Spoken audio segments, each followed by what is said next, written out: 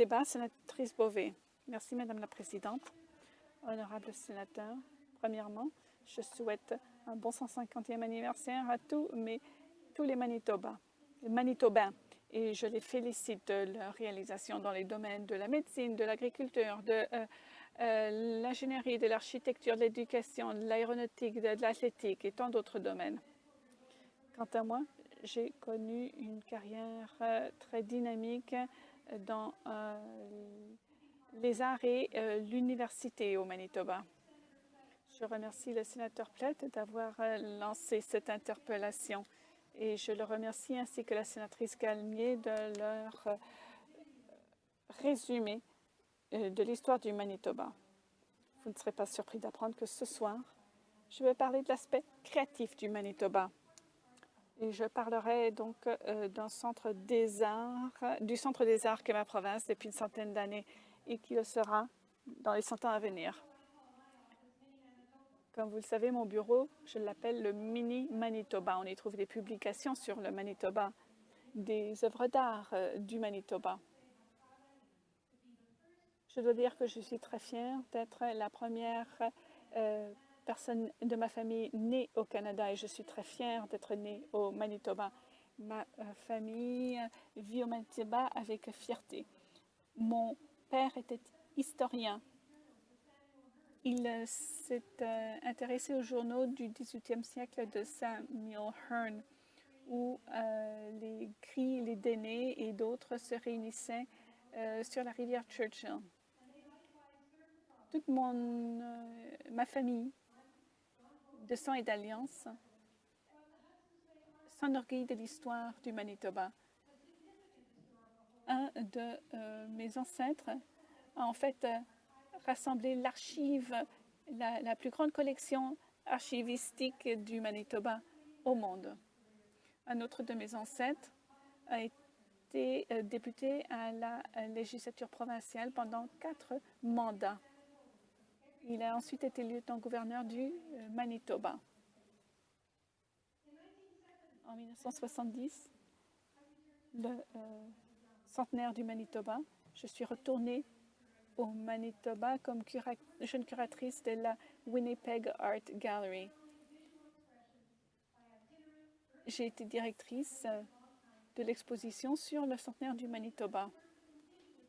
On y trouvait des œuvres des peuples autochtones, y compris donc du travail perlé, métis et d'autres articles uniques. On y trouvait également des œuvres des premiers explorateurs européens.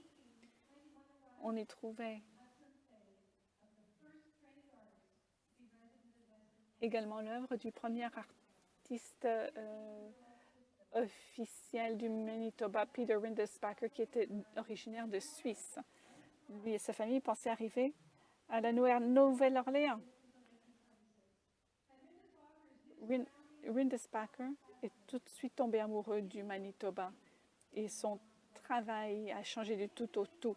Il a peint des portraits de personnes autochtones se livrant à des activités quotidiennes. Il a peint des signatures de traités. Il a peint également des Européens. Il a peint ses sujets avec respect et sensibilité. Ses paysages sont également empreints d'une grande sensibilité.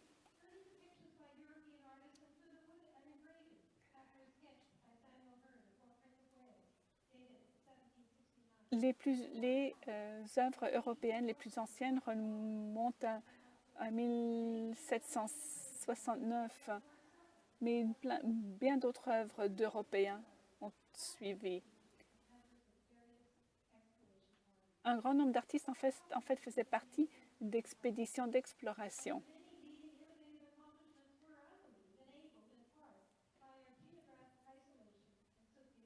Notre isolement géographique et notre rude climat hivernal, en fait, a nourri notre œuvre artistique. Bruce Hunt, un artiste qui a passé toute sa carrière à Winnipeg, ne s'est jamais senti isolé à Winnipeg. Il a dit qu'ici, on pouvait vraiment se livrer à son art, et on pouvait être laissé seul avec son art. Dans les années 1870, lorsque la province est jointe à la Confédération, elle était appelée le portail de l'Ouest ou le Chicago du Nord. En fait, Winnipeg était le Chicago du Nord. En fait, le mot Manitoba voudrait dire là où vit Dieu. Le mot Winnipeg vient de la langue cri. Il veut dire eau tourbe, ce qui décrit bien la couleur de notre rivière. J'adore patiner sur la rivière et aller aux fourches des deux rivières. Je me rappelle que c'est là où l'économie de l'Ouest du Canada est née. En fait, l'œuvre de W. Franklin montre bien la vie à l'époque des pionniers, lorsque la compagnie de la baie d'Hudson était maître. Le Manitoba est le berceau d'un grand nombre de premières des arts et de la culture. Red River, la rivière Rouge, a été le site des premières peintures à l'huile extérieure. C'était William Hine en 1862 qui les a peintes. C'était 8 ans avant la Confédération. Or, pour devenir un centre artistique, il faut un certain nombre de facteurs. Une stabilité économique, une population d'une certaine taille et la présence d'artistes novateurs. Le Manitoba avait tous ces atouts. La Société manitobaine des femmes artistes du Manitoba a été fondée à Winnipeg. Leur innovation ont jeté les assises de la tradition artistique de la province. L'Association des femmes artistes de Winnipeg a contribué à la scène artistique de notre province et leur leadership a donné naissance à un grand nombre d'organisations artistiques de la province. En fait, en 1893, la section des beaux-arts de la foire agricole provinciale a connu tellement de succès qu'elle est devenue une référence en la matière. L'interprète signale que le son de la sénatrice est très lacunaire.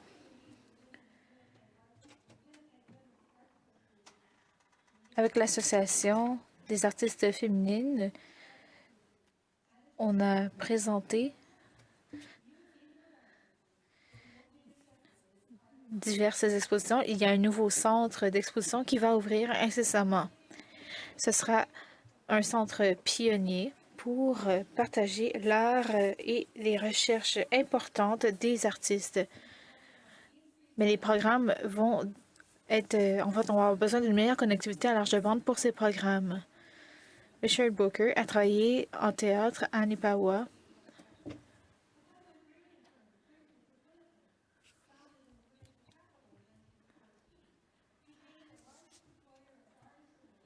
Il y a eu un grand employeur pour les artistes au Manitoba pendant des années et cela a mené à la création d'un catalogue. L'interprète regrette, mais la sénatrice lit un texte à toute allure avec un son très lacunaire.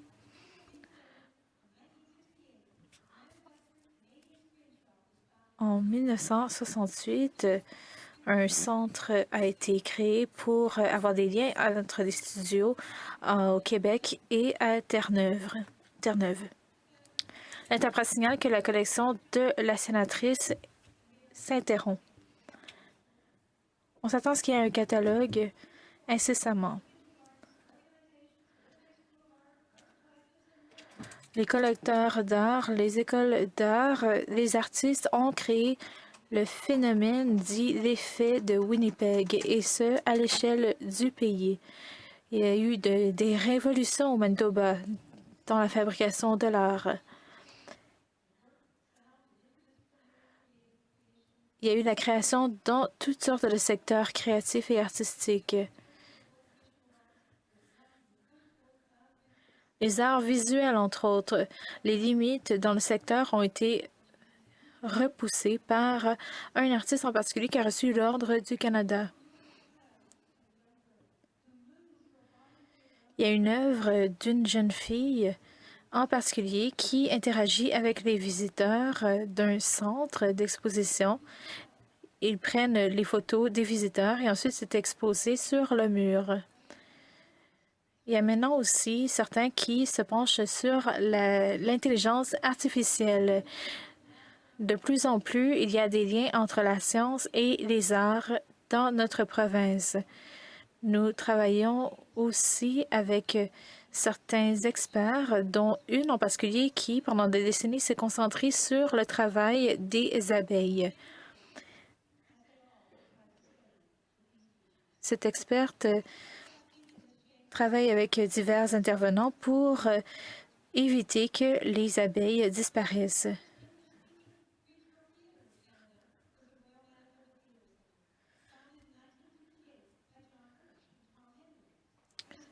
Tom Henry et John Hirsch ont créé un centre en 1958.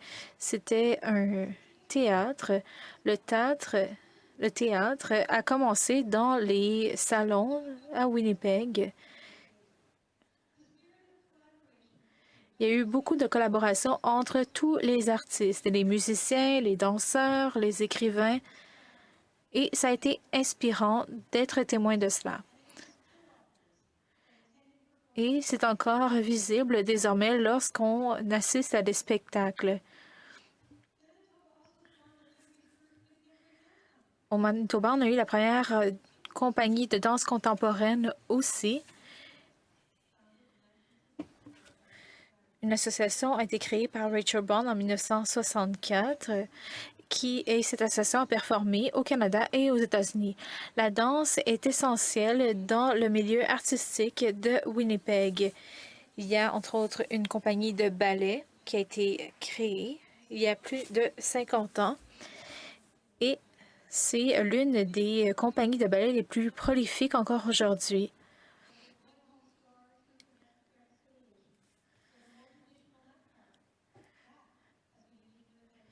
Cette compagnie offre toutes sortes de spectacles, parfois même liés à la Commission Vérité et Conciliation.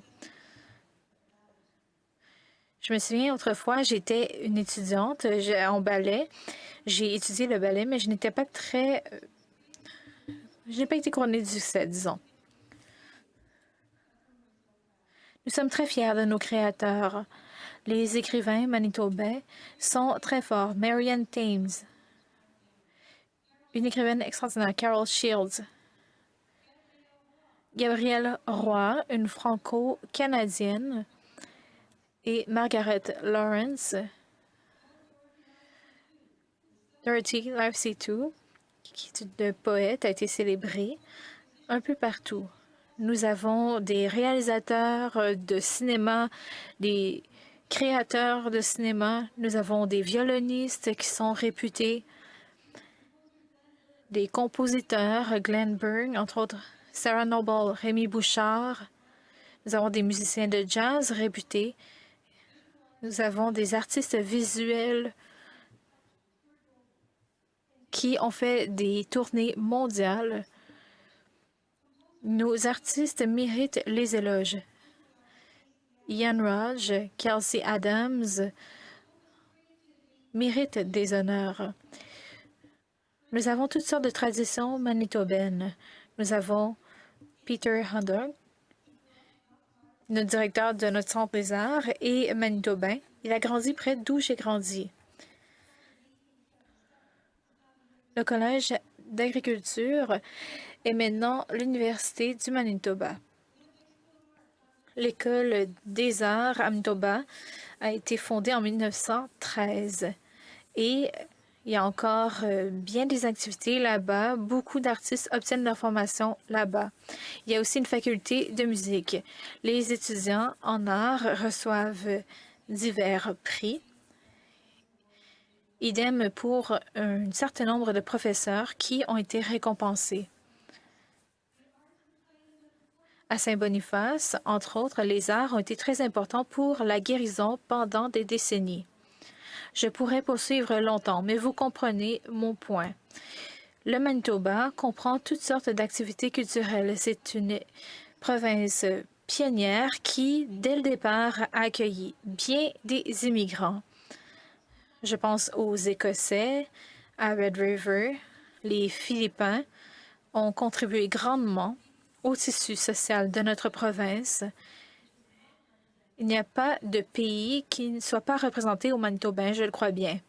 Chers collègues, il est clair que je suis fière d'être manitobaine et je vous invite tous à participer à nos concerts, festivals.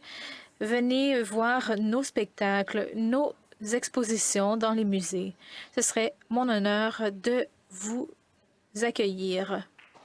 Merci.